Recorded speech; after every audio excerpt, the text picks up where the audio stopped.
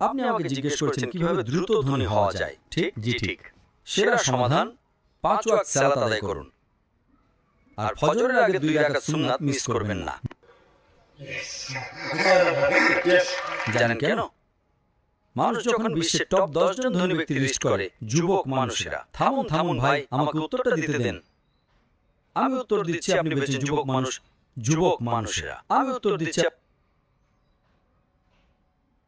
আপনি কি জানেন শীর্ষ 10 জন ধনী ব্যক্তির তালিকায় 4 নম্বরে বিল গেটস, 2 নম্বরে জেফ বেজোস, তো 3 নম্বরে জেফ বেজোস, 2 নম্বরে এলন মাস্ক, 1 নম্বরে কে?